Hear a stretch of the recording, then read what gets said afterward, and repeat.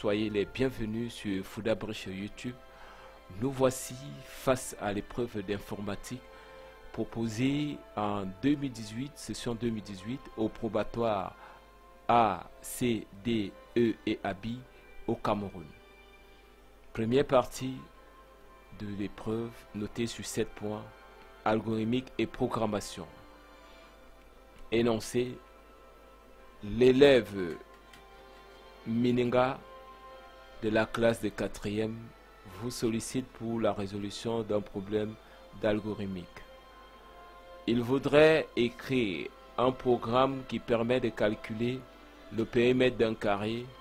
Pour ce faire, il vous demande: première question, 1 point. Définir le mot algorithme. Réponse: un algorithme est une suite d'instructions qui concourt à la résolution d'un problème de manière cohérente, logique et en un temps fini. Deuxième question, 1 point. Donner les parties d'un algorithme. Un algorithme a 3 parties: l'entête, la partie déclarative ou zone de déclaration, et le corps. L'entête, c'est tout simplement ce que vous pouvez voir ici. Voici la partie d'entête. Elle est constituée du mot algorithme et du nom de l'algorithme.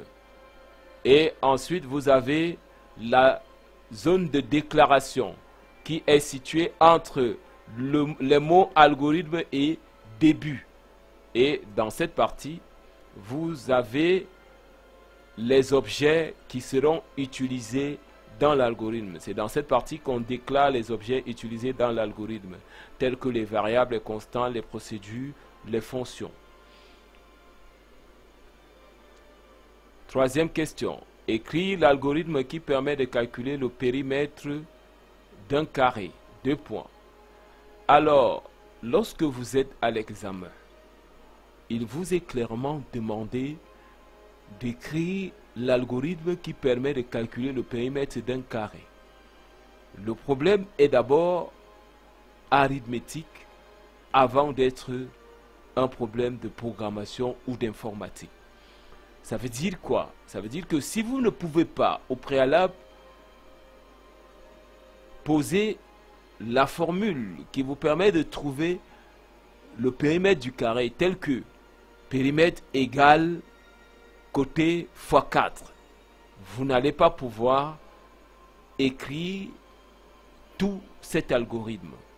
Mais je vous propose, puisque vous êtes en salle d'examen et que vous cherchez les points pour passer l'examen, ça veut dire que le candidat que vous êtes, qui ne peut pas écrire cet algorithme en entier, il devrait, ne serait-ce, écrire la structure générale de l'algorithme. La structure générale d'un algorithme, c'est quoi? Ça veut dire que vous allez plaquer sur votre copie dans l'ordre suivant les mots algorithme, début, fin. Dans cet ordre, vous avez déjà la structure de l'algorithme et vous avez droit à un certain nombre de points selon que l'épreuve a été notée. Là, vous avez le problème noté sur 2 points. Ça veut dire automatiquement que la structure générale de l'algorithme peut intervenir ici au moins sur 0,5 points. Vous avez encore le nom de l'algorithme. Vous devez donner le nom de l'algorithme. Le nom de l'algorithme est un nom que vous choisissez vous-même. Mais il doit être en rapport avec l'énoncé du problème qui vous est posé. Ici, notre énoncé nous demande d'écrire un algorithme qui calcule le périmètre du carré. Périmètre d'un carré, ça veut dire que mon nom, le nom de mon algorithme peut par exemple être Péri-K. Comme par exemple, Péri-K, Péri comme périmètre, K comme carré. Je peux écrire en un mot, je peux espacer, mais il n'y a pas d'espace dans le nom d'un algorithme. Si vous voulez utiliser l'espace, il faut utiliser les tirets. Vous avez la barre de 6 ou la barre de 8. Ici, c'est la barre de 8. C'est plus bas. Ensuite, quand vous avez fini avec le nom de l'algorithme, vous avez la zone de déclaration. Il faut déclarer les objets que vous allez utiliser dans l'algorithme. Ici, par exemple, nous allons utiliser comme objet les variables. C'est pour ça que nous avons utilisé le mot-clé variable. Un mot-clé, quand on le place, on le souligne. C'est pour ça que le mot variable est souligné. Vous avez donc comme variable identifié par leur nom C et P ici. Les variables sont de type réel. Ça veut dire qu'après les noms des variables, vous mettez 2 points ici. Après les 2 points, vous mettez le type ou la nature des variables ou de l'objet. Les objets ici étant les variables, on va mettre 2 points. Après, on va noter le type ou la nature. Et ensuite, vous entrez dans le corps de l'algorithme. Le corps de l'algorithme, c'est début et fin. C'est dans cette partie que vous allez, n'est-ce pas, noter toutes les instructions qui vont vous permettre de résoudre le problème qui vous a été posé en un temps fini. Donc, vous avez par exemple ici, on a l'instruction d'écriture, l'instruction de lecture, l'affectation ici à cet endroit et ainsi de suite. Quatrième question. Il vous sollicite par ailleurs afin que vous l'aidiez à l'utilisation du langage HTML. À partir du tableau ci-dessous, première question, donnez la balise qui permet de créer ce tableau et celle qui permet de créer les lignes de ce tableau. Un point. Réponse. Création du tableau, balise table, balise entrante et balise fermante, table. Création des lignes, balise TR, balise entrante, balise fermante. Deuxième question. Écris le code HTML qui permet de produire ce tableau ci-dessous. Vous avez le tableau ENIET 250 enseignants, ENIEJ 340 enseignants.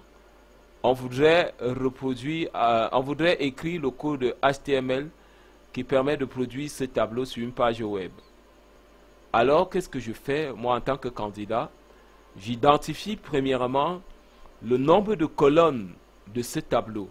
Les colonnes sont identifiées dans le sens de la verticale, c'est-à-dire comme ça, du haut vers le bas. Vous avez ici, première colonne, c'est ça, ici. La première colonne ici est constituée de ENIET et 250 enseignants. La deuxième colonne est constituée de ENIEJ et 340 enseignants. Alors, je vais écrire le code. Pour écrire le code, c'est d'abord respecter la structure générale d'un document HTML. Vous devez respecter cette structure. Un document HTML commence toujours par la balise ouvrante HTML ici et la balise fermante HTML là plus bas. Quand vous avez placé ces deux balises, ça veut dire que vous avez déjà borné votre document. Et dans le document, vous avez l'entête. Voici l'entête par la balise head, comme la tête, c'est en anglais. Vous avez donc l'entête ici, la balise head, balise entrante et head, balise fermante. L'entête ici encadre le titre de la page. Donc le titre de la page est délimité par les balises title. Donc title, on dit titre de la page. Titre de la page. Donc vous avez le titre de la page entre les balises title. Et quand vous avez fini avec l'entête et le titre de la page, vous entamez le corps de votre document. Le corps est délimité par les balises entrantes body et balises fermantes body. Dans le corps donc, maintenant, il faut ajouter la balise qui vous permet de créer le tableau. La balise qui vous permet de créer le tableau, vous avez dit plus haut ici que c'est la balise table. Donc je reviens ici, voici la balise table. Balise table, on a ajouté l'attribut border, que voici. Ça c'est un attribut. Dans une balise, ça c'est ce qu'on appelle un attribut. Donc cet attribut vous permet d'avoir les traits sur la page web. Parce que si vous n'ajoutez pas cet attribut, votre tableau va certes apparaître sur la page web, mais il ne sera pas tracé. Donc, vous ajoutez cet attribut et vous lui donnez une valeur. Sa valeur est un entier. 1 déjà suffit. Vous n'avez pas besoin de 2, 3 et autres. 1, ça suffit. Et maintenant, vous allez délimiter les colonnes du tableau par les balises TR. Par exemple, ici, vous avez ici dans le premier cas, ici, ENIET et 250 enseignants. C'est la première colonne. Je mets la balise TR ici pour ces deux colonnes-là. Donc, quand j'ai TR, dans la suite, donc maintenant, je vais ressortir la cellule ENIET. Voici la cellule ENIET que je vais ressortir. Je ressors la cellule ENIET en utilisant la balise TD, balise ouvrante, balise fermante.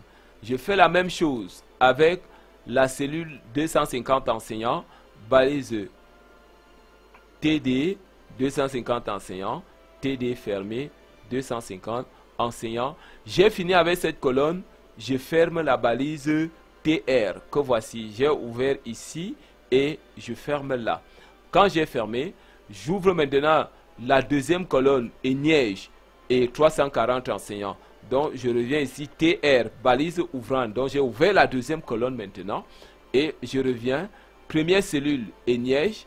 Première cellule ici c'est ENIEJ que voilà. Je vais prendre donc ENIEJ TD, ouvrant, balise, fermant, balise, ENIEJ. 340 enseignants, ouvert et fermé. Et j'ai fini. Je vais fermer TR. Je ferme le tableau, balise fermante table. Je ferme le corps, balise fermante body. On avait déjà fermé le document en utilisant la balise fermante HTML. Voilà ce qu'il fallait faire à ce niveau.